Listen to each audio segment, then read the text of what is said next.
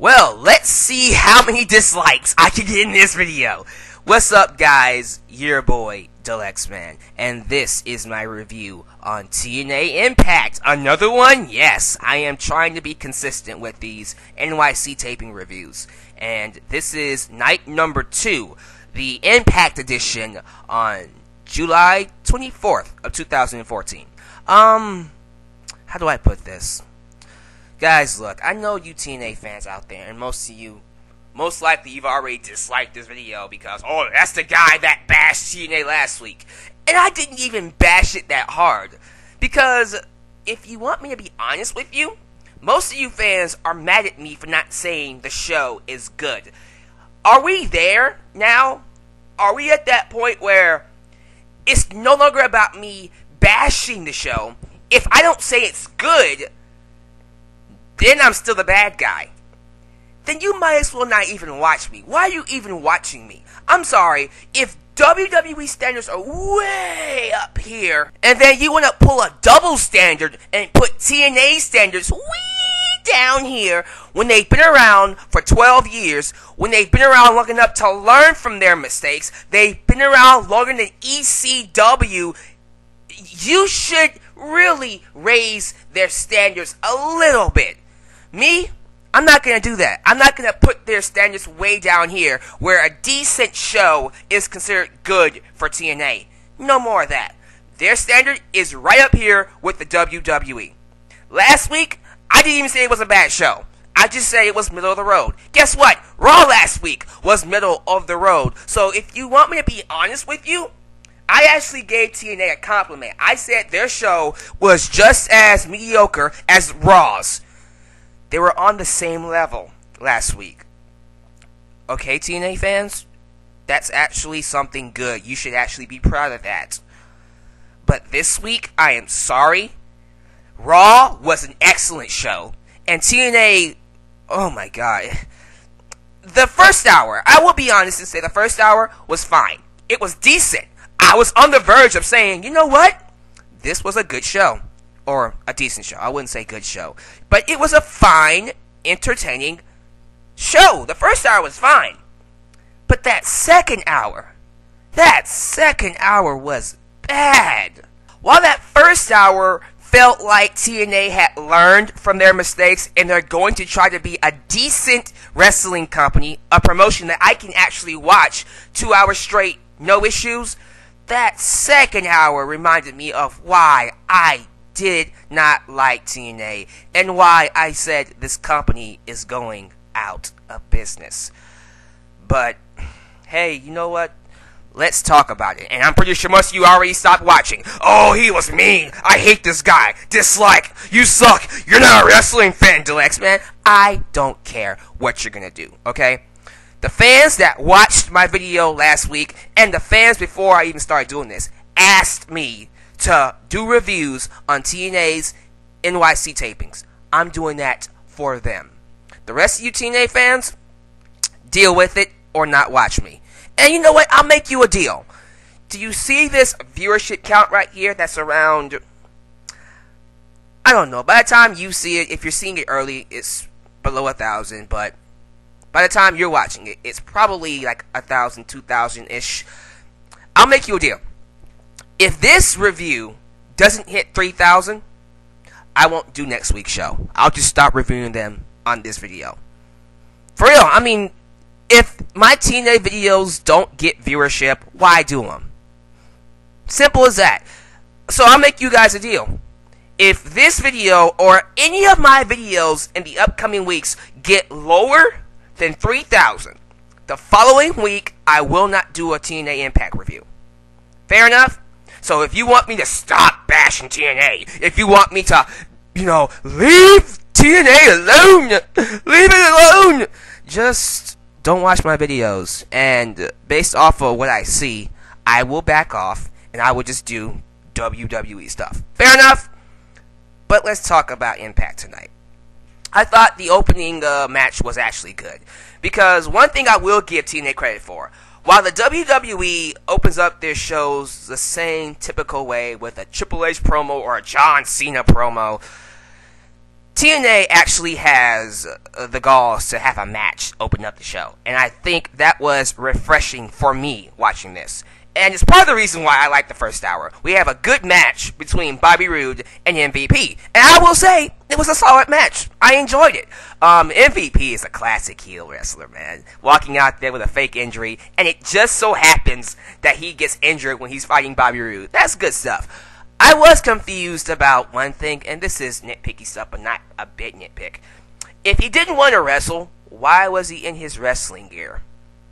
You know, why not have him in his street gear? Really emphasize the fact that he did not want to wrestle tonight. And I think street gear would have actually been a lot more doable for this match, because it was pretty much a street fight or a falls count anywhere. But again, nitpick, it was still a good match. And I think they went out there and got the crowd hot. And Bobby Roode won, as he should.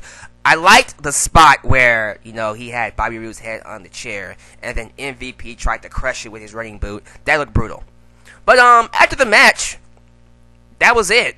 You know, I would expect MVP to be all angry, some type of follow-up to him getting beat up by Bobby Roode, but nope, that's it.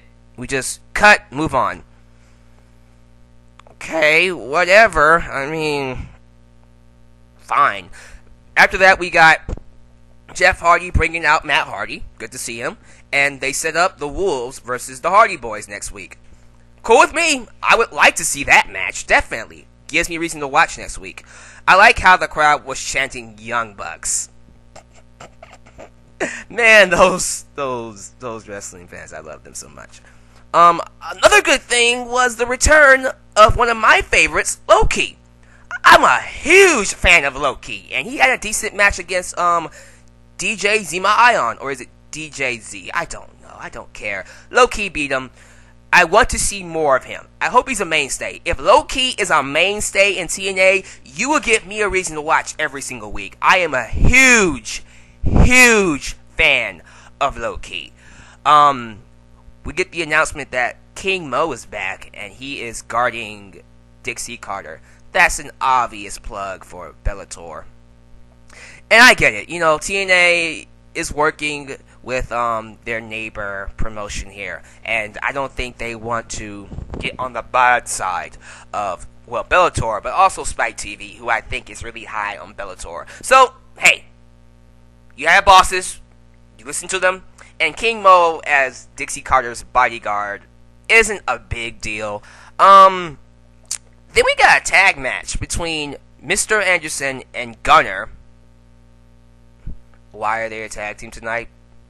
Because of their relationship with Samuel Shaw, who apparently him and Gunner used to be buddies. I think army buddies, right? Hey, you know what? I haven't been watching a lot, so I'm not following their storylines as closely. But if I'm right, and you can correct me if I'm wrong down below, Sam Shaw and Gunner are buddies from the army, right? And Gunner has been visiting Sam Shaw in the insane asylum to get him back on track. Is that right? Okay. Why was it Sam Shaw and Gunner partners then?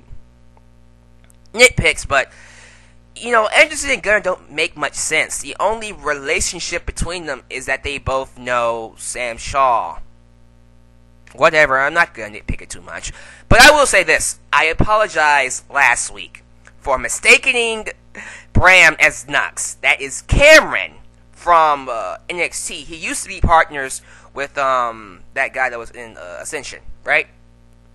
I apologize for that. As for the tag team match, it was alright. I mean, I felt like they tried to do too much. The match itself was standard. No big deal. It was a standard match, and Bram and Magnus won. Afterwards, Bram and Magnus start attacking Anderson and Gunner, and then Sam Shaw comes out to make the save. And this is where I was like, okay, that's alright. You know what? It's cliche, it's predictable, but you know what? It's good for Sam Shaw's character to actually put his body on the line to prove himself that he's changed. Fine with me. I was cool with that. And then it kept going. And then they started beating them down even more because they beat up Sam Shaw to, make a statement. Gunner tried to save him, but he couldn't. And then Abyss came out. And then I was like, okay, this is way too much going on.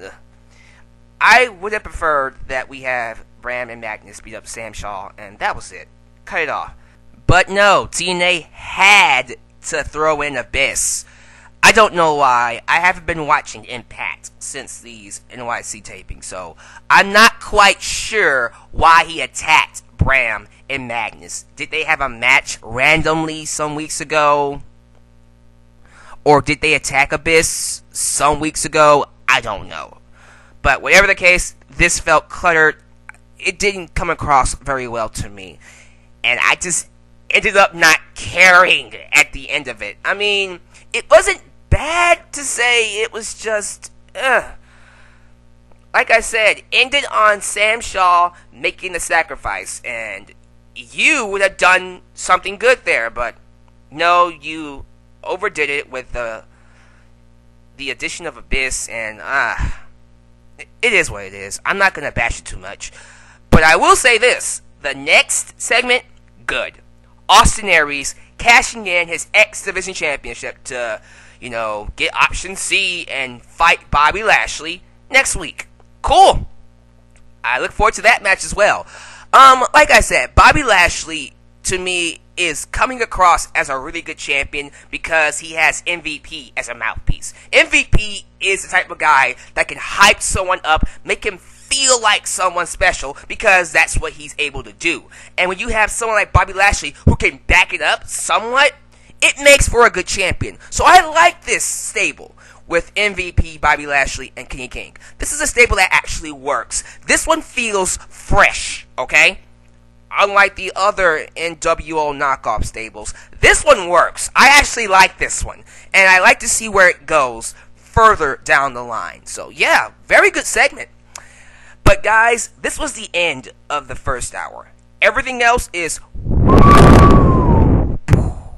downhill from here.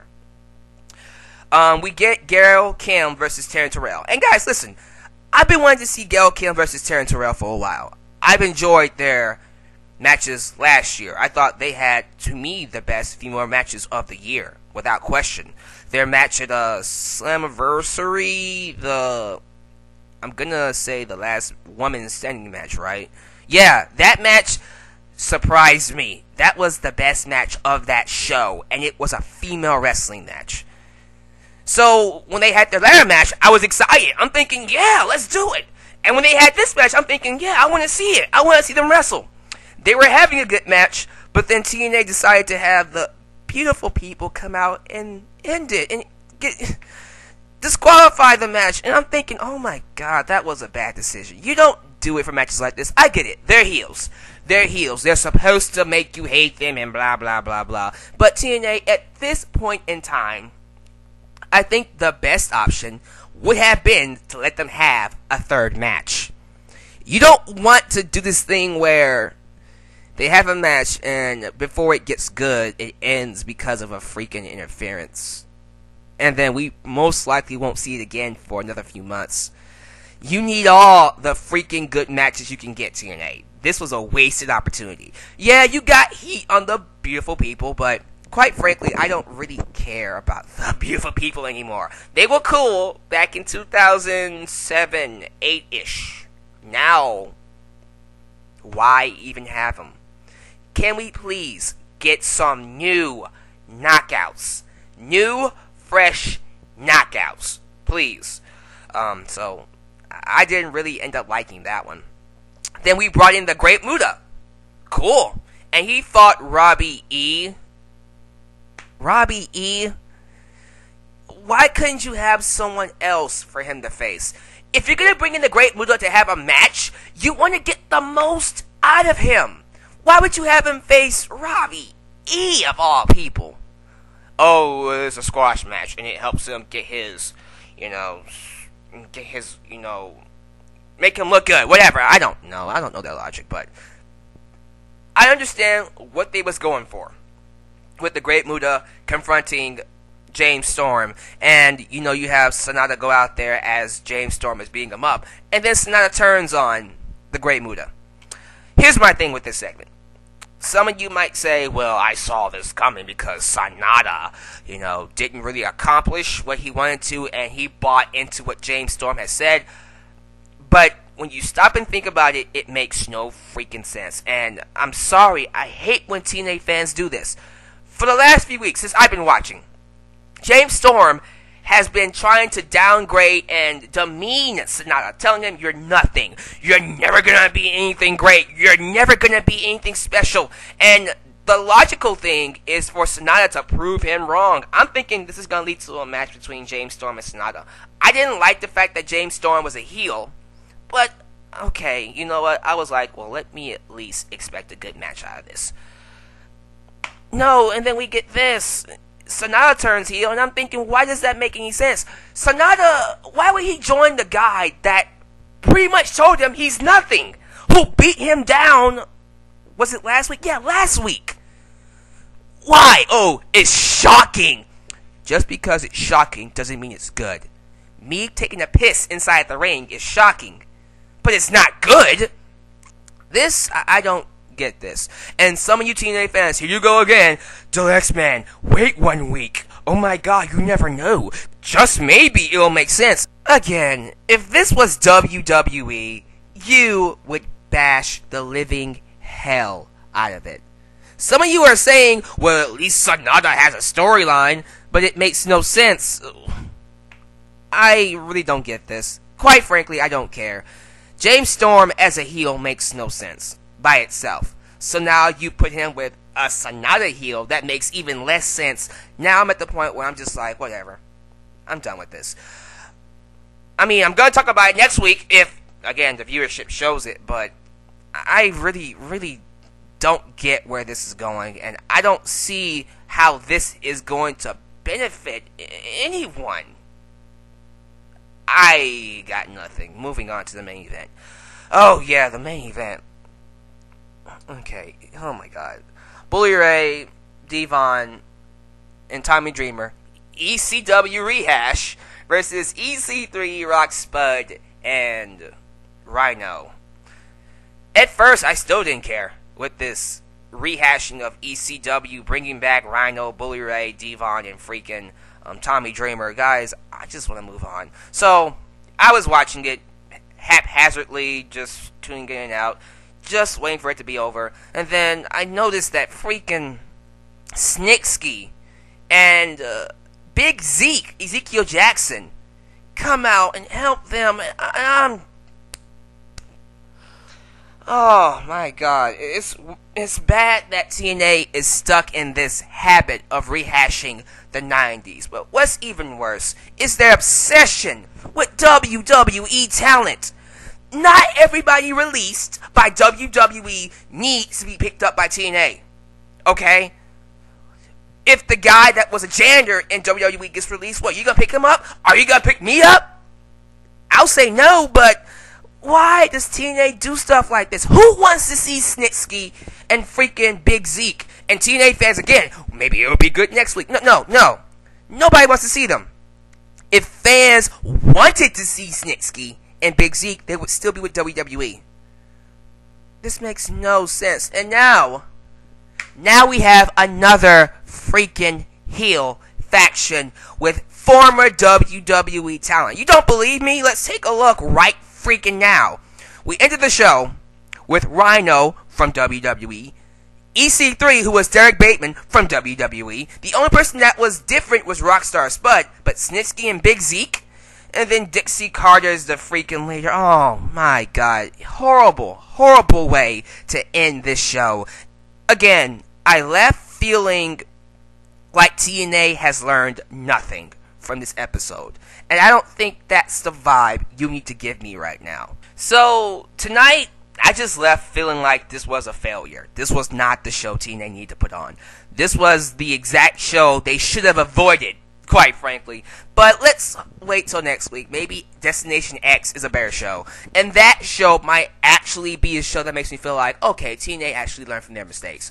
We will see. But, I don't know. This episode really made me feel like these NYC tapings are more hype and less substance. Seriously, they don't really feel like they're a changing of the guard for TNA, but more like a last-ditch effort for TNA to get some type of notoriety with ECW, former WWE superstars. I don't get a sense of a future for TNA.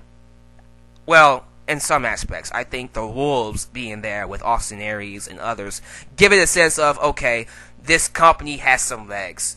But right now, it feels like a nostalgia show. Nostalgia can only take you so far. And right now, this nostalgia show is already starting to die out for me.